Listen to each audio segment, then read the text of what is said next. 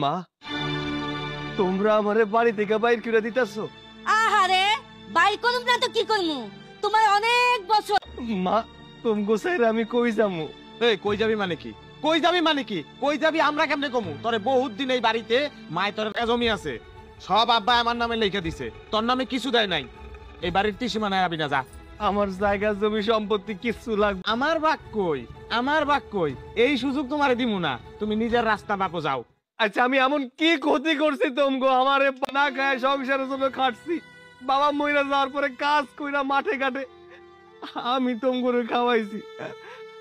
কি কামাই রোজগার কইরা আমগরে খাওয়াইছে, আমগরে সবকিছু দিছে, দেখছস? এখনই এত কথা কইতাছে, পরে আর কি কইব? বাইর কর। আপন হয় না। আমার মা মইরা যাওয়ার পরে আমার বাপ তোমারে বিয়া কইরা নিয়ে আইছে। আমি তোমারে কোনদিন সৎ মা হিসেবে দেখছি? কও দিতাছো, তাই না? ভাই, আমি তোর কোন জিনিসটা আমি অপূর্ণ রাখছি? ক, যখন যা কইছিস এর জন্য, আর আজকে তোরা আমারে বাড়ি ছাড়া বাইর করে দিতেছস। কি আমি সৎমা? আমারই কপাল খারাপ, আমি কি লেগে সৎমা? আমি যখন সৎমা, এই ধর আরে বাইর কর, যা এখান থেকে বাইর, আমার বাড়ি থেকে বাইরে তুই। ঠিক আছে, আমি চলে যাইতেছি।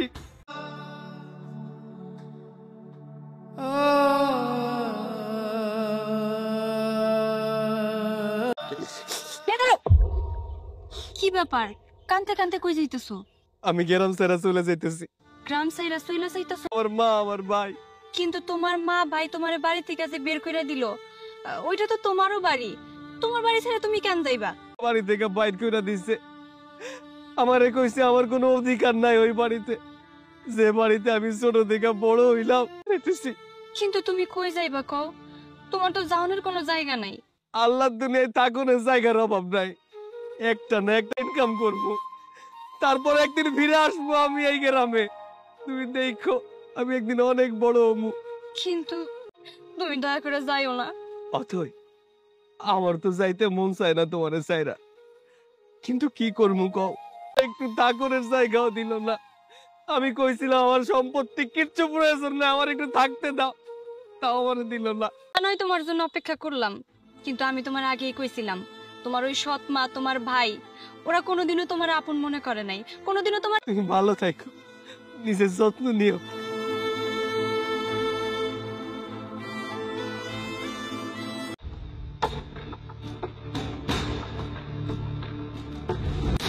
আরে আমার ব্যাগ, আমার ব্যাগে 20 লাখ টাকা।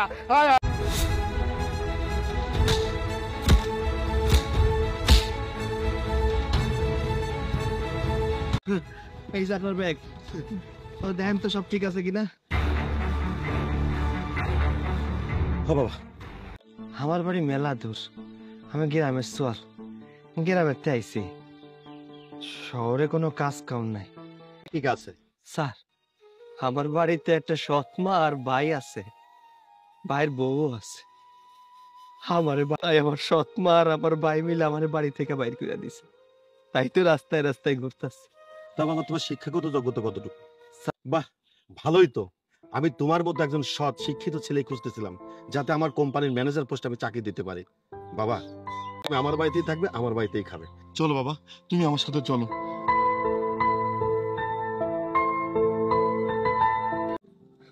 এত জরুরি ভাবে ডাকলে যে? একটা দরকারেই তোমারে ডাকছি। আসলে হয়েছে কি, বাড়ি থেকে বিয়ের জন্য অনেক চাপ দিতেছে। বিয়ে করবা, আজ তো তোমার টাকা পয়সা বাড়ি গাড়ি সবকিছুই হয়েছে, এখন তুমি আমার বিয়ে করবা না? হ্যাঁ, বিয়ে করা যায়, এখন তো আমার কাছে সবকিছুই আছে। এখন আমি তোমাকে বিয়ে করে কি করবো বলো তো? মানেটা কি, তুমি আমার বিয়ে করবা না? মানুষের টাকা পয়সা হইলে নাকি বদলায় যায়? দেখো, আমি এত কথা শুনতে চাই না, আমারই তোমার বিয়ে করানো লাগবো। শোনো, অতীতের কথা। তুমি আমার বিয়ে করবা না? ঠিকই আছে, তুমি বদলা গেছো, তুমি আমার ভালোবাসো না, দিনও না। প্রয়োজন পড়লে আমি গলায় দড়ি দিয়ে মরবো, তবু ওই পোলার আমি বিয়ে করবো না। কি উল্টা পাল্টা অলক্ষণী কথাবার্তা বলো? হ্যাঁ, নাটক কইরো না। বিয়ে করবা মানে? মাত্রই কইছো তুমি আমার বিয়ে করবা না। আরে বোকা, মজা করলাম। শোনো, বিয়ে করব তাও। আরে সানি সাহেব, আসুন। Good morning sir.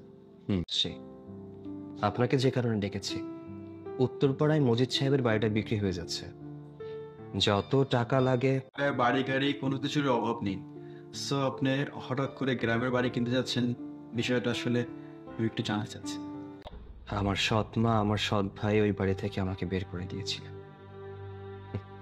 আমার বাবা নাকি আমার নামে কিছু লিখে দিয়ে যায়, হয়তো কোনো কারণবশত বিক্রি করে দিচ্ছে, কিন্তু আমি চাই না আমি বেঁচে থাকা অবস্থায় আমার পৈতৃক সম্পত্তিটা বিক্রি হয়ে যায়।